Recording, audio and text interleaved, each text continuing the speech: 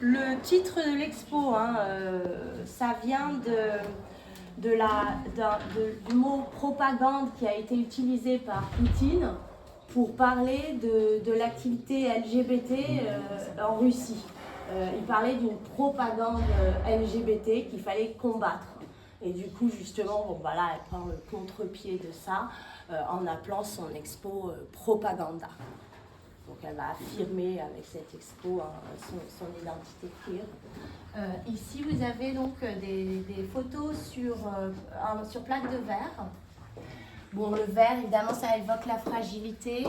On va voir qu'il y a un côté fragile dans le personnage de Jenna, mais il y a aussi ce côté très fort, surtout lorsqu'elle est en costume. Le costume est un peu comme une armure pour Jenna. Elle a peur de rien quand elle porte le costume, mais en même temps, elle est aussi plus vulnérable parce qu'elle est plus remarquable.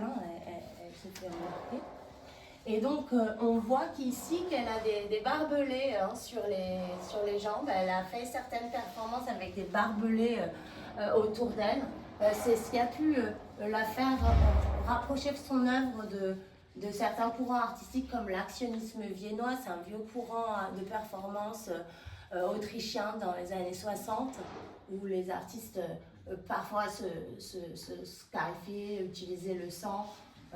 En particulier, il y a une performance d'un artiste autrichien qui fait penser un petit peu au personnage de Jenna parce qu'il s'est promené dans la rue tout blanc avec une cicatrice noire comme une crevasse dans son corps. Alors ça peut faire penser à certains personnages de Jenna. Donc ça, c'est des photos qu'elle fait, des costumes qu'elle a portés, mais avec lesquels elle a aussi fait des performances.